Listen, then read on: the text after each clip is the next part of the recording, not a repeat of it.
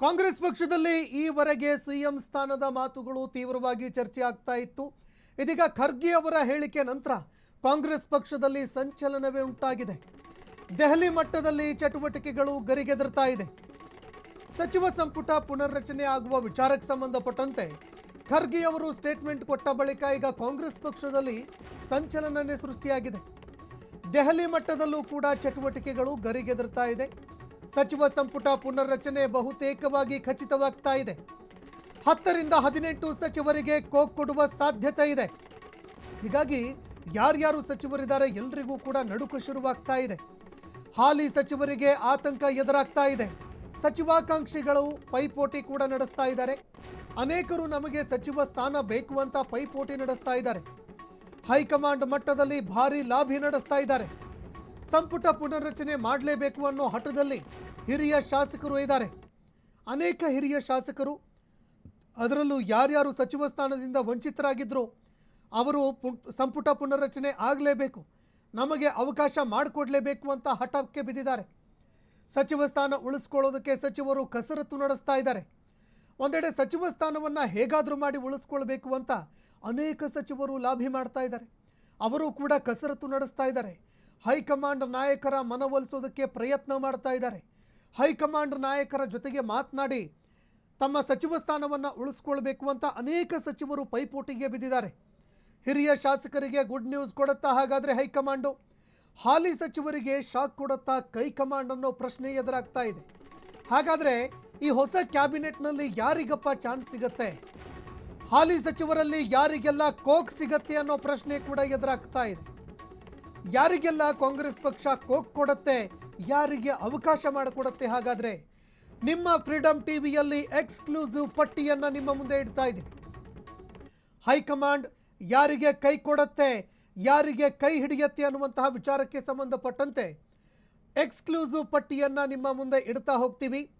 ಅದರಲ್ಲೂ ಪ್ರಬಲ ಸಚಿವಾಕಾಂಕ್ಷಿಗಳು ಯಾರು ಪ್ರಬಲವಾಗಿ ಪೈಪೋಟಿಯನ್ನು ಮಾಡ್ತಾ ಇದ್ದಾರೆ, ಸಚಿವ ಸ್ಥಾನಕ್ಕಾಗಿ ಪ್ರಬಲವಾಗಿ ಲಾಬಿ ನಡೆಸ್ತಾ ಇರೋರು ಯಾರು ಅನ್ನೋ ಪ್ರಶ್ನೆ ಕೂಡ ಎದುರಾಗ್ತಾ ಇದೆ.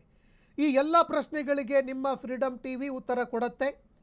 ಯಾರಿಗೆ ಸಚಿವ ಸ್ಥಾನ ಸಿಗುವಂತಹ ಸಾಧ್ಯತೆ ಇದೆ, ಜೊತೆಗೆ ಯಾರಿಗೆ ಸಚಿವ ಸ್ಥಾನ ಕೈ ತಪ್ಪುವಂತಹ ಸಾಧ್ಯತೆ ಇದೆ, ಇದರ ಒಂದು ಪಟ್ಟಿಯನ್ನು ನಿಮ್ಮ ಮುಂದೆ ಇಡ್ತಾ ಹೋಗುತ್ತೆ ನಿಮ್ಮ ಫ್ರೀಡಮ್ ಟಿವಿ. ಕಾಂಗ್ರೆಸ್ನ ಕೆಲವು ಬಲ್ಲ ಮೂಲಗಳಿಂದ ಎಕ್ಸ್ಕ್ಲೂಸಿವ್ ಮಾಹಿತಿಗಳು ಲಭ್ಯವಾಗಿದೆ. ಇನ್ನು ಯಾರೆಲ್ಲ ಔಟ್ ಆಗ್ತಾರೆ ಹಾಗಾದರೆ ಕಾಂಗ್ರೆಸ್ ಪಕ್ಷದ ಒಂದು ಸಚಿವ ಸಂಪುಟದಿಂದ? ನೋಡಿ, ಕೆ ವೆಂಕಟೇಶ್ ಅವರ ಹೆಸರು ಕೇಳಿಬರ್ತಾ ಇದೆ. ಡಿ ಸುಧಾಕರ್ ಅವರು ಕೂಡ ಔಟ್ ಆಗುವ ಸಾಧ್ಯತೆ ಇದೆ. ಎಂಸಿ ಸುಧಾಕರ್ ಅವರಿಗೆ ಕಾಂಗ್ರೆಸ್ ಹೈಕಮಾಂಡ್ ಕೈ ಕೊಡುವ ಸಾಧ್ಯತೆ ಇದೆ. ಕೆಎಚ್ ಮುನಿಯಪ್ಪ ಅವರ ಹೆಸರು ಕೂಡ ಕೇಳಿಬರ್ತಾ ಇದೆ. ಕೃಷ್ಣ ಭೈರೇಗೌಡ ಅವರು ಕೂಡ ಔಟ್ ಆಗುವ ಸಾಧ್ಯತೆ ಇದೆ. ದಿನೇಶ್ ಗುಂಡೂರಾವ್ ಅವರ ಹೆಸರು ಕೂಡ ಕೇಳಿಬರ್ತಾ ಇದೆ ಈ ಪಟ್ಟಿಯಲ್ಲಿ. ಮಧು ಬಂಗಾರಪ್ಪ, ಸಂತೋಷ್ ಲಾಡ್ ಅವರ ಹೆಸರು ಕೂಡ ಕೇಳಿಬರ್ತಾ ಇದೆ. ಇತ್ತ ಬೋಸರಾಜು ಹಾಗೂ ಶಿವಾನಂದ ಪಾಟೀಲ್ ಇವರು ಕೂಡ ಔಟ್ ಆಗುವ ಸಾಧ್ಯತೆ ಇದೆ. ರಹೀಂ ಖಾನ್, ಎಸ್ ಮಲ್ಲಿಕಾರ್ಜುನ್, ಶರಣ್ ಪ್ರಕಾಶ್ ಪಾಟೀಲ್, ಶರಣು ಬಸಪ್ಪ ದರ್ಶನಾಪುರ್ ಅವರು ಹೆಸರು ಕೂಡ ಕೇಳಿಬರ್ತಾ ಇದೆ. ಇತ್ತ ಶಿವರಾಜ್ ತಂಗಡಗಿ ಅವರ ಹೆಸರು ಕೂಡ ಕೇಳಿಬರ್ತಾ ಇದೆ. ಲಕ್ಷ್ಮೀ ಹೆಬ್ಬಾಳ್ಕರ್ ಅವರು, ನೋಡಿ, ಸಚಿವೆ ಲಕ್ಷ್ಮೀ ಹೆಬ್ಬಾಳ್ಕರ್ ಅವರು ಅದರಲ್ಲೂ ಗ್ಯಾರಂಟಿ ಯೋಜನೆಯಲ್ಲಿ ಸಾಕಷ್ಟು ಹೆಸರು ಮಾಡಿದ್ರು, ಅವರು ಹೆಸರು ಕೂಡ ಕೇಳಿಬರ್ತಾ ಇದೆ. ಎಚ್.ಸಿ. ಮಹದೇವಪ್ಪ ಅವರ ಹೆಸರು ಕೂಡ ಕೇಳಿಬರ್ತಾ ಇದೆ. ಅವರಿಗೂ ಕೂಡ ಕಾಂಗ್ರೆಸ್ನ ಕಮಾಂಡೋ ಅವರಿಗೂ ಕೂಡ ಕೈ ಕೊಡೋ ಸಾಧ್ಯತೆ ಇದೆ ಅನ್ನೋ ಮಾತುಗಳು ಕೇಳಿಬರ್ತಾ ಇದೆ. ಹೀಗಾಗಿ ಈ ನಾಯಕರಿಗೆ ಈಗ ಢವಢವ ಶುರುವಾಗಿದೆ. ಅಂದರೆ ಯಾರ್ಯಾರು ಈಗ ಹಿಟ್ ಲಿಸ್ಟ್ನಲ್ಲಿದ್ದಾರೆ ಅಂಥವರಿಗೆ ಈಗ ಸಹಜವಾಗಿ ವಿಚಾರಕ್ಕೆ ಸಂಬಂಧಪಟ್ಟಂತೆ ಢವಢವ ಶುರುವಾಗಿದೆ. ಇನ್ನು ಯಾವ ಮಾನದಂಡಗಳನ್ನು ಅನುಸರಿಸ್ತಾ ಇದೆಯಪ್ಪ ಹೈಕಮಾಂಡು? ನೋಡಿ, ಅವರು ಈವರೆಗೆ ಕಾಂಗ್ರೆಸ್ ಪಕ್ಷಕ್ಕೆ ಸಲ್ಲಿಸಿರುವಂತಹ ಸೇವೆ ಅಥವಾ ಅವರ ಹಿರಿತನ ಅಥವಾ ಎಷ್ಟರ ಮಟ್ಟಿಗೆ ಅವರು ಸಚಿವ ಸ್ಥಾನದಲ್ಲಿ ಇದ್ದುಕೊಂಡು ಕೆಲಸ ಮಾಡಿದ್ದಾರೆ ಅದನ್ನು ಪರಿಗಣಿಸಿ ಅವರಿಗೆ ಏನಾದರೂ ಗೇಟ್ ಪಾಸ್ ಕೊಡ್ತಾ ಇದೆಯಾ, ಆ ಪ್ರಶ್ನೆ ಕೂಡ ಇಲ್ಲಿ ಎದುರಾಗ್ತಾ ಇರುವಂಥದ್ದು. ಇದರ ಜೊತೆಗೆ ಕೆಲವರು ಪೈಪೋಟಿ ಕೂಡ ಮಾಡ್ತಾ ಇದ್ದಾರೆ, ಲಾಬಿ ಕೂಡ ನಡೆಸ್ತಾ ಇದ್ದಾರೆ. ಹಾಗಾದರೆ ಯಾರಪ್ಪ ಲಾಬಿ ನಡೆಸ್ತಾ ಇದ್ದಾರೆ? ನೋಡಿ, ಟಿ.ಬಿ. ಜಯಚಂದ್ರ ಅವರು ಶಿರಾ ಕ್ಷೇತ್ರದ ಶಾಸಕರು ತೀವ್ರವಾಗಿ ಪೈಪೋಟಿ ನಡೆಸ್ತಾ ಇದ್ದಾರೆ. ಶಾಸಕ ಅಶೋಕ್ ಪಟ್ಟಣ್ ಅವರು ರಾಮದುರ್ಗ ಕ್ಷೇತ್ರದಿಂದ ಗೆದ್ದು ಬಂದಿದ್ರು. ಕೆ.ಎನ್. ರಾಜಣ್ಣ ಮಧುಗಿರಿ ಕ್ಷೇತ್ರ, ಪ್ರದೀಪ್ ಈಶ್ವರ್ ಚಿಕ್ಕಬಳ್ಳಾಪುರ ಕ್ಷೇತ್ರದ ಶಾಸಕರು, ಇವರು ಕೂಡ ಪೈಪೋಟಿ ನಡೆಸ್ತಾ ಇದ್ದಾರೆ. ಯು ಟಿ ಖಾದರ್ ಅವರು ಸ್ಪೀಕರ್ ಯುಟಿ ಖಾದರ್ ಅವರು ಕೂಡ ಭಾರಿ ಪ್ರಮಾಣದಲ್ಲಿ ಲಾಬಿ ನಡೆಸ್ತಾ ಇದ್ದಾರೆ. ಬಸವರಾಜ ರಾಯರೆಡ್ಡಿ ಯಲಬುರ್ಗಾ ಕ್ಷೇತ್ರದ ಶಾಸಕರು, ಬಿ ನಾಗೇಂದ್ರ ಬಳ್ಳಾರಿ ಗ್ರಾಮಾಂತರ ಕ್ಷೇತ್ರದ ಶಾಸಕರು, ಎಸ್ಎನ್ ಸುಬ್ಬಾರೆಡ್ಡಿ ಬಾಗೇಪಲ್ಲಿ ಶಾಸಕರು, ಸಿ ಪುಟ್ಟರಂಗಶೆಟ್ಟಿ ಅವರು ಕೂಡ ತೀವ್ರವಾಗಿ ಪೈಪೋಟಿ ನಡೆಸ್ತಾ ಇದ್ದಾರೆ. ನನಗೂ ಕೂಡ ಅವಕಾಶ ಮಾಡಿಕೊಡ್ಬೇಕು ಅಂತ ಅವರು ಕೂಡ ಲಾಭಿಯನ್ನು ನಡೆಸ್ತಾ ಇದ್ದಾರೆ. ಹೀಗಾಗಿ ಯಾರ್ಯಾರು ಹಿರಿಯ ಶಾಸಕರಿದ್ರು ಅವರು ತೀವ್ರವಾಗಿ ಪೈಪೋಟಿ ನಡೆಸ್ತಾ ಇದ್ದಾರೆ, ಲಾಭಿ ನಡೆಸ್ತಾ ಇದ್ದಾರೆ. ಬೇಕೇ ಬೇಕ್ರಿ ನಮಗೆ. ಯಾಕಂದರೆ ನಾವು ನಿರಂತರವಾಗಿ ಗೆದ್ದು ಬಂದಿದ್ದೀವಿ, ನಿರಂತರವಾಗಿ ಗೆದ್ದು ಕಾಂಗ್ರೆಸ್ ಪಕ್ಷಕ್ಕೆ ಸಾಕಷ್ಟು ಕೊಡುಗೆ ಕೊಟ್ಟಿದ್ದೀವಿ. ಜೊತೆಗೆ ನಮಗೆ ಹಿರಿತನ ಇದೆ, ಕಾಂಗ್ರೆಸ್ ಪಕ್ಷದಲ್ಲಿ ನಾವು ಹಿರಿಯ ಶಾಸಕರು. ಹೀಗಾಗಿ ಅದನ್ನು ಪರಿಗಣನೆಗೆ ತೆಗೆದುಕೊಳ್ಬೇಕು, ನಮಗೆ ಅವಕಾಶ ಮಾಡಿಕೊಡ್ಬೇಕು ಅಂತ ಶಾಸಕರು ತೀವ್ರವಾಗಿ ಪೈಪೋಟಿ ನಡೆಸ್ತಾ ಇದ್ದಾರೆ, ಲಾಭಿ ಮಾಡ್ತಾ ಇದ್ದಾರೆ. ಅದರಲ್ಲಿ ಪ್ರಮುಖವಾಗಿ ಟಿ.ಬಿ. ಜಯಚಂದ್ರ, ಅಶೋಕ್ ಪಟ್ಟಣ್ ಅವರು, ಸಿ.ಎಂ. ಸಿದ್ದರಾಮಯ್ಯ ಅವರ ಆಪ್ತರು, ಕೆ.ಎನ್. ರಾಜಣ್ಣ, ಸಿ.ಎಂ. ಸಿದ್ದರಾಮಯ್ಯ ಅವರ ಅತ್ಯಾಪ್ತ ಶಾಸಕರು, ಪ್ರದೀಪ್ ಈಶ್ವರ್, ಇದೀಗ ಯುವ ನಾಯಕರು ಕೂಡ ಹೌದು ಯುಟಿ ಖಾದರ್ ಅವರು, ಸ್ಪೀಕರ್ ಯುಟಿ ಖಾದರ್ ಅವರು ಕೂಡ ತೀವ್ರವಾಗಿ ಲಾಭಿ ನಡೆಸ್ತಾ ಇದ್ದಾರೆ. ಬಿ ನಾಗೇಂದ್ರ, ಎಸ್.ಎನ್. ಸುಬ್ಬಾರೆಡ್ಡಿ ಅವರ ಹೆಸರು ಕೂಡ ಕೇಳಿಬರ್ತಾ ಇದೆ. ಹೀಗಾಗಿ ಯಾರಿಗೆ ಕಾಂಗ್ರೆಸ್ನ ಕೈ ಕಮಾಂಡು ಕೈ ಕೊಡುತ್ತೆ, ಯಾರಿಗೆ ಕೈ ಹಿಡಿಯತ್ತೆ, ಮಣೆ ಹಾಕತ್ತೆ, ಕಾದು ನೋಡಬೇಕಾಗತ್ತೆ.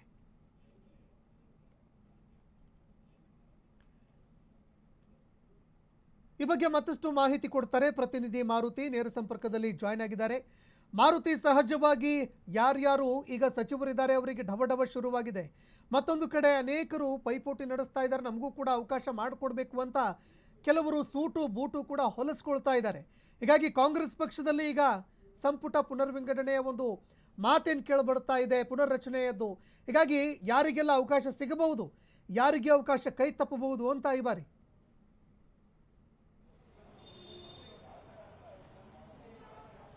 ಸಂತೋಷ್, ಕಾಂಗ್ರೆಸ್ನಲ್ಲಿ ಏನು ಕುರ್ಚಿ ಬದಲಾವಣೆ ಸೇರಿದಂತೆ ಸಚಿವ ಸಂಪುಟಕ್ಕೂ ಕೂಡ ಸಾಕಷ್ಟು ಬೇಡಿಕೆಯನ್ನು ಇಟ್ಟಿರುವಂಥದ್ದು. ಯಾಕೆಂದರೆ ಈಗಾಗಲೇ ಹಿರಿಯರಾಗಿರ್ಬೋದು ಮತ್ತು ಹೊಸದಾಗಿ ಆಯ್ಕೆ ಆಗಿರುವಂಥ ಶಾಸಕರೆಲ್ಲರೂ ಕೂಡ ದೆಹಲಿಗೆ ಹೋಗಿ ಹಲವಾರು ಬಾರಿ ಏನು ಮಲ್ಲಿಕಾರ್ಜುನ್ ಖರ್ಗೆ ಮತ್ತು ವೇಣುಗೋಪಾಲ್ ಅವ್ರನ್ನ ಕೂಡ ಭೇಟಿಯಾಗಿ ಸಾಕಷ್ಟು ವಿಚಾರಗಳ ಬಗ್ಗೆ ಚರ್ಚೆ ನಡೆಸಿರೋದು. ಆದಷ್ಟು ಬೇಗ ಸಚಿವ ಸಂಪುಟ ಪುನರ್ರಚನೆ ಮಾಡಿ ಅಂತ ಕೂಡ ಒತ್ತಾಯ ಆಗಿರುವಂಥದ್ದು. ಯಾಕೆಂದರೆ ಏನು ಕುರ್ಚಿ ಬದಲಾವಣೆ ಅಥವಾ ಸಿ ಎಂ ಬದಲಾವಣೆ ಚರ್ಚೆ ಸಂದರ್ಭದಲ್ಲಿ ನಮ್ಮ ಸಚಿವ ಸ್ಥಾನ ಎಲ್ಲೂ ಕೈ ಬಿಟ್ಟು ಹೋಗುತ್ತೋ, ಮತ್ತು ಅದೇ ರೀತಿ ನಮಗೆ ಎಲ್ಲೂ ಸಚಿವ ಸ್ಥಾನ ಸಿಗಲ್ವೋ ಎಂಬ ಆತಂಕದಲ್ಲಿರುವಂತಹ ಶಾಸಕರು ಕೂಡ ದೆಹಲಿಗೆ ಹೋಗಿ ತಮ್ಮ ನಾಯಕರನ್ನ ಭೇಟಿಯಾಗಿ ಮತ್ತು ಒತ್ತಡ ಕೂಡ ಹಾಕ್ತಿರೋದು. ಯಾಕೆಂದ್ರೆ ಸಚಿವ ಸಿಎಂ ಬದಲಾವಣೆ ಆಗುತ್ತೋ ಬಿಡುತ್ತೋ ಗೊತ್ತಿಲ್ಲ, ನಮಗೆ ಆದ ಸಚಿವ ಸ್ಥಾನ ಕೊಡಲೇಬೇಕು ಅಂತ ಒತ್ತಾಯ ಮಾಡಿರೋದು.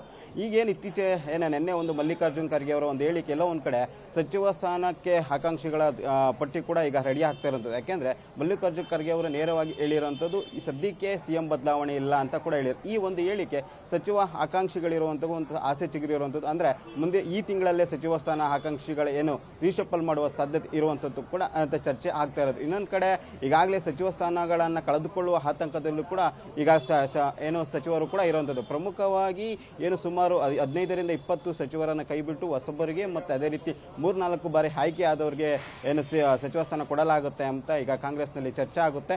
ಪ್ರಮುಖವಾಗಿ ಮುನಿಯಪ್ಪ ಆಗಿರ್ಬೋದು, ರಹೀಂ ಖಾನ್ ಆಗಿರ್ಬೋದು, ಮತ್ತು ಸಂತೋಷ್ ಲಾಡು, ಕೃಷ್ಣ ಬೈರೇಗೌಡರು, ಮತ್ತು ಈ ರೀತಿಯಾದಂಥ ಏನು ಲಕ್ಷ್ಮೀ ಹೆಬ್ಬಾಳ್ಕರ್ ಸೇರಿದಂತೆ ಮುನಿಯಪ್ಪ, ಅದೇ ರೀತಿಯಾದಂತೆ ಮಹಾದೇವಪ್ಪ, ಈ ರೀತಿಯಂತ ಏನು ಹಿರಿಯ ಸಚಿವರುಗಳಿದ್ದಾರೆ ಅವ್ರನ್ನೆಲ್ಲ ಕೈಬಿಟ್ಟು ಹೊಸದಾಗಿ ಆಯ್ಕೆ ಆಗಿರುವಂತಹ ಸುಮಾರು 40 ಶಾಸಕರ ಪಟ್ಟಿ ಲಿಸ್ಟ್ ಇರುವಂಥದ್ದು. ಅದರಲ್ಲಿ ಸುಮಾರು 20 ಜನರಿಗೆ ಹೊಸ ಅವಕಾಶ ಸಿಗುತ್ತೆ ಅಂತ ಕೂಡ ಚರ್ಚೆ ಆಗ್ತಿದೆ. ಅದನ್ನು ಕೂಡ ಈಗಾಗಲೇ ಪಟ್ಟಿ ಕೂಡ ಮಾಡಲಾಗಿದೆ ಅಂತ ಕಾಂಗ್ರೆಸ್ನಲ್ಲಿ ಚರ್ಚೆ ಆಗಿದೆ. ಪ್ರಮುಖವಾಗಿ ಚಿಕ್ಕಬಳ್ಳಾಪುರದಿಂದ ಪ್ರದೀಪ್ ಈಶ್ವರ್ ಆಗಿರ್ಬೋದು, ಮತ್ತು ಅದೇ ರೀತಿ ಅಶೋಕ್ ಪಟ್ಟಣ್ ಆಗಿರ್ಬೋದು, ಮತ್ತು ಅದೇ ರೀತಿ ಕೆ.ಎನ್. ರಾಜಣ್ಣ, ಮತ್ತು ಈ ರೀತಿಯಾದಂಥ ಏನು ಇನ್ನು ಆಯ್ಕೆ ಆಗಬೇಕಾಗಿರುವಂತಹ ಶಾಸಕರಿದ್ದಾರೆ ಅವ್ರಿಗೂ ಕೂಡ ಒಂದು ಅವಕಾಶ ಸಿಗುತ್ತೆ ಅಂತೇಳಿ ಸುಮಾರು 40 ಜನರ ಪಟ್ಟಿ ಕೂಡ ಅದು ಇರುವಂಥದ್ದು. ಅದರಿಂದಲೇ ಹೈಕಮಾಂಡ್ ಯಾವ ರೀತಿ ಮಣೆ ಹಾಕುತ್ತೆ ಅಂತ ಕಾದು ನೋಡಬೇಕಾಗಿರೋದು. ಪ್ರಮುಖವಾಗಿ ಕ್ಷೇತ್ರವಾರು ಆಗಿರ್ಬೋದು ಮತ್ತು ಜಿಲ್ಲಾವಾರು ಮತ್ತು ಅದೇ ರೀತಿ ಜಾತಿವಾರು ಕೂಡ ಲೆಕ್ಕಾಚಾರದ ಆಧಾರದ ಮೇಲೆ ಸುಮಾರು 20 ಏನು ಶಾಸಕರಿಗೆ ಹೊಸದಾಗಿ ಸಚಿವ ಸಂಪುಟದಲ್ಲಿ ಅವಕಾಶ ಸಿಗುತ್ತೆ ಅಂತ ಕೂಡ ಹೇಳಲಾಗ್ತಿರೋದು ಸಂತೋಷ್. ಧನ್ಯವಾದಗಳು ಮಾರುತಿ ನಿಮ್ಮೆಲ್ಲ ಮಾಹಿತಿಗೆ.